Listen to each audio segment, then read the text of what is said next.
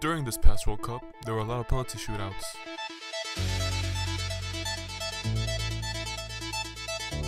Some were taken with authority,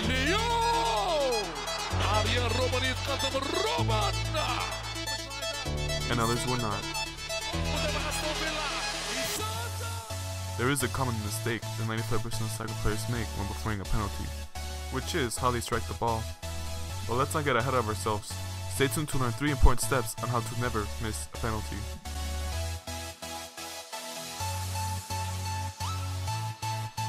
Step 1. Confidence.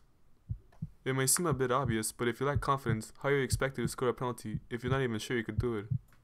A lot of times, players will be very shaky and be too nervous to even look at the goalkeeper.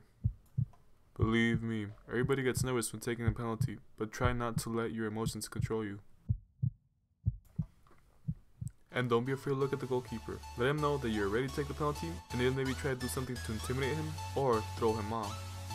Step 2 is how to kick the ball. Now, what most players do is just strike the ball with the side of their foot. And don't get me wrong, that's a good way to strike the ball. But for a penalty, kicking the ball like that is very easy for goalkeepers to read and even block it.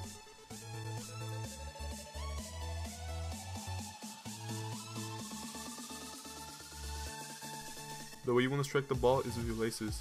Striking the ball with your laces is the best way to take the penalty, because not only is it difficult for goalkeepers to predict the direction of the shot, but also that way you exert more power and thus making the ball go with greater force.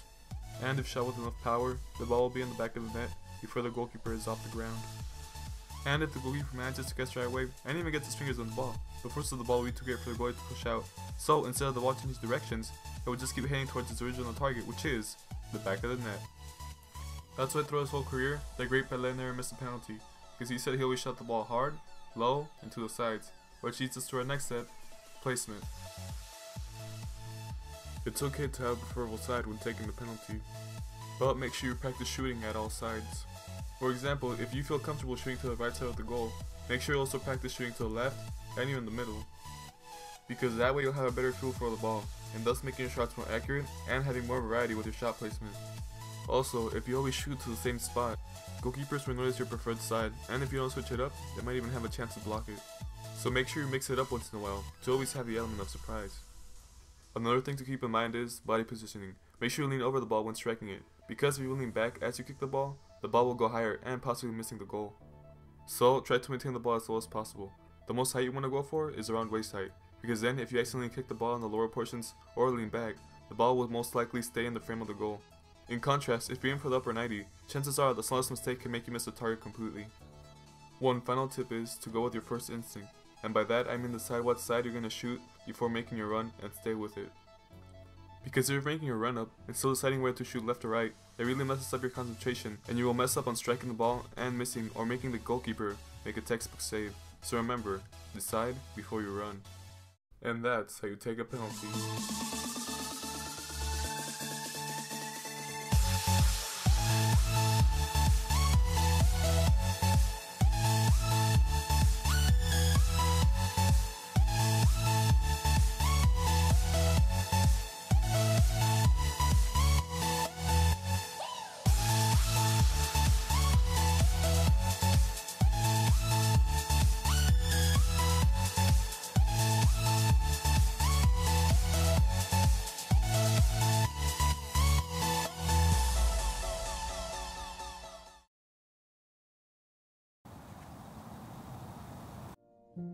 All around me are familiar faces, worn out places, worn out faces, bright and early for their daily races, going nowhere, going nowhere.